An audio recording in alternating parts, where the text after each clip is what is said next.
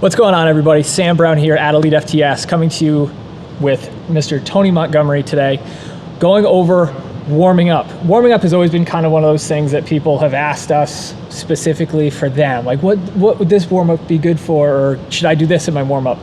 Tony's here to kind of break the bullshit and try to give you a good understanding of why you do certain things in a warm-up and how you do them. So Tony, take it away. Yeah, so warming up can encompass a lot of things, but we want to think about like what are our hubs of warming up, what are the things that we really want to focus on, and that's going to be stability and mobility for the most part. But we also want to think about like body temperature, right? Being able to improve someone's core temperature has been shown throughout the literature to improve their ability to perform at a high level. As soon as that core temperature gets too high or too low, their ability to recruit the muscles that they need to recruit and be able to perform has been shown to decrease anywhere from like 20 to 30%. Wow. So you just want to start a warm up with some type of exercise, calisthenic, or something to improve the core temperature of the body. So like a 5 minutes on an Aerodyne bike or 5 minutes on a treadmill.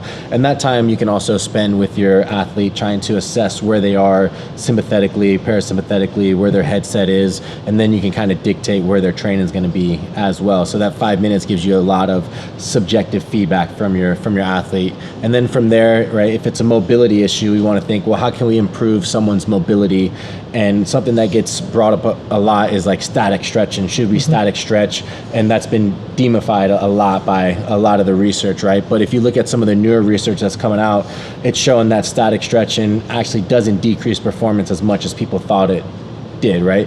Learning how to read the literature, learn how to read the science can tell you a lot about what's going on. A lot of the stretching they did before that showed a decrease in performance was anywhere between 2 to 3 minutes. What they're showing now is you can do a static stretch between 20 and 30 seconds to improve that range of motion without actually decreasing performance. But you want to do that by static stretching first, then follow that up with a dynamic movement. So we want to think about how can we improve mobility, right? And we're going to do that through some type of static stretching, some type of foam rolling, like something along those lines, and then that's going to allow you to access a fuller range of motion. Then once you access that fuller range of motion, you want to be able to put some type of load on it so that your body accepts that range of motion. If you think about the pain mechanics and some of the pain research, right, having our body connect with our ability to get into those end ranges under load is going to allow it to have that drive to get there whenever you're training. So we want to focus on those two things, right? And that's going to be the mobility component of it. Then we're going to think about how can we add in stability if our person needs stability, right? And how do you know if someone needs stability is a great thing to think about. And you have those people who stretch a lot and they can like put their knee up to their head and they're like, oh, I'm really tight. It's like, well, you're not tight. Clearly you're not tight because you can do this type of stretch and you lack stability. That's the lack of stability. It brings in a sense of tightness. So we want to find exercises that create stability, and some of the key hubs of stability that a person needs to think about is like shoulder stability. How can we reinforce better shoulder stability? And then how can we reinforce better hip stability?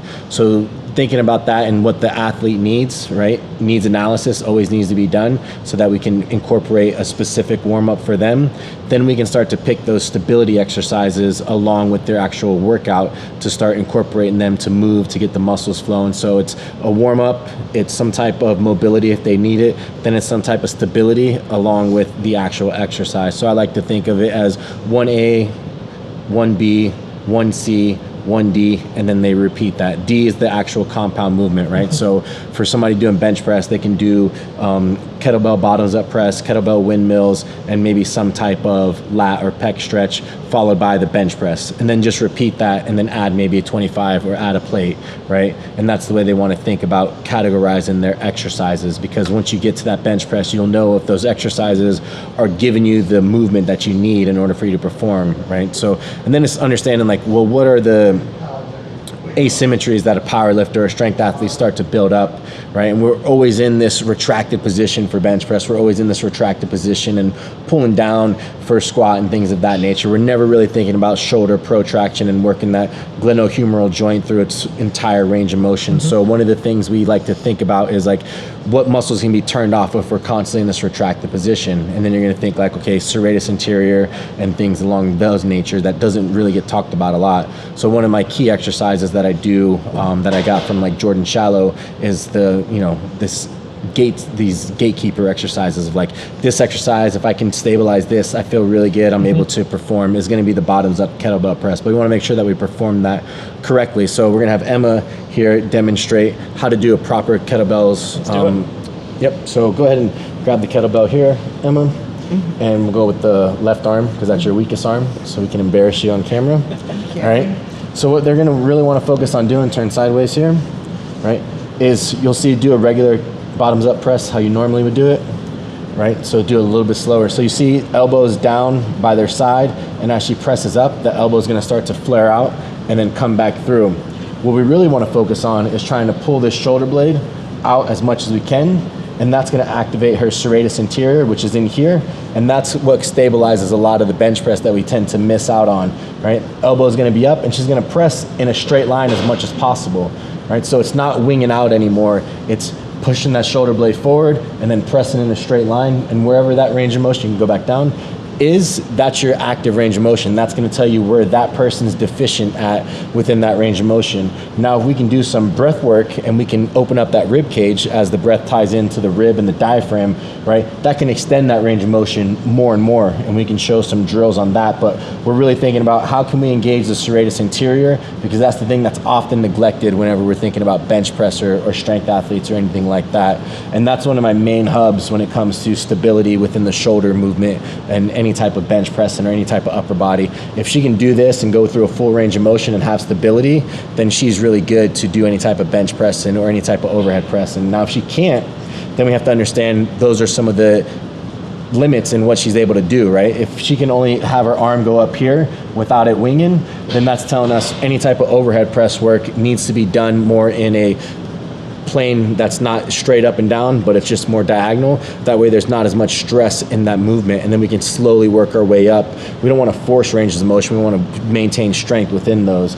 And then the next thing, you can go ahead and put that down, we want to think about is like, if we're doing lower body stuff, how can we stabilize the pelvis? How can we stabilize the hips and actively get those muscles working synergistically? And you can do this really well with like a lion leg curl, or you can do it with a back extension, right? So we're going to go ahead and line up here on the back extension, and we want to think, well, what stabilizes the pelvis? And what are one of the main contributors that we neglect when we're stabilizing the pelvis? And a lot of it is the adductors. So our adductor magnus or adductor brevis are really good stabilizers of the pelvis. So we're trying to work those as much as we can, but also warm up the hamstrings, the glutes, and the lower back. So we're going to do single leg back extensions, right? So she's going to drop one leg off behind the pad. Yep, and then extend all the way out. With my Like a back extension. Yep. So right here, what you'll notice is she has to maintain this hip stability by keeping it down, because that leg's not there to stabilize it anymore. So she actually has to stabilize through her glutes and through her adductor magnus back there and adductor brevis. So as she does the exercise, she's going to go down, right? And this is stabilizing really hard to make sure that it's not swinging one way or the other.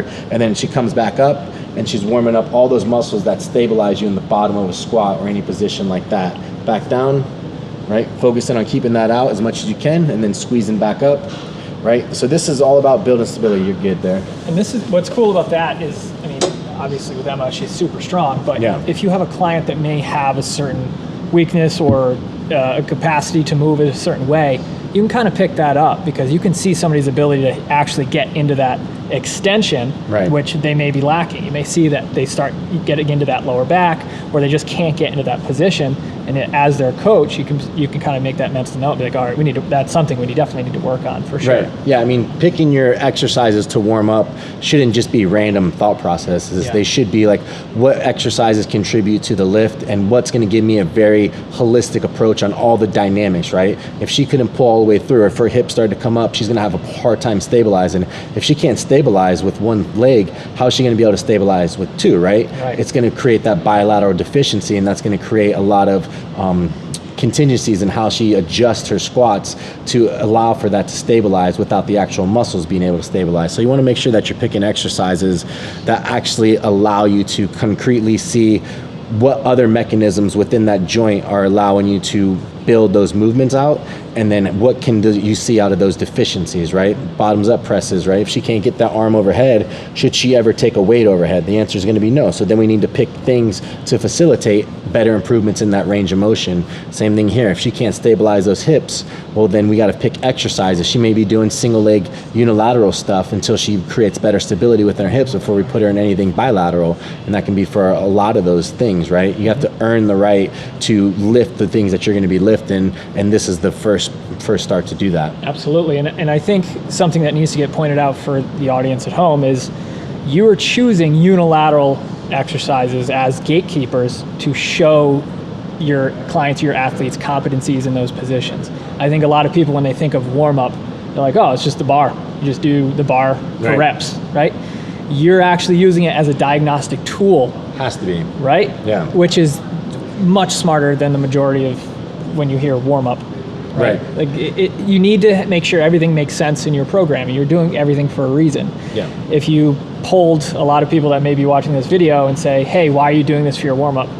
I think they would say, I don't know. Saw someone else do it. I saw somebody else do it, right? So you're taking the side of, okay, everything has to be detail oriented towards the person you're working with, and you need to have a reason for everything that you're doing everything for, right? Right. And not only that, but you're also thinking about what exercises can I take from this warm-up and create into accessories and put them under load so they can get stronger and better. So if she has an issue with single leg back extensions as a warm-up, I can put that in her program and start getting that really strong so those deficiencies go away.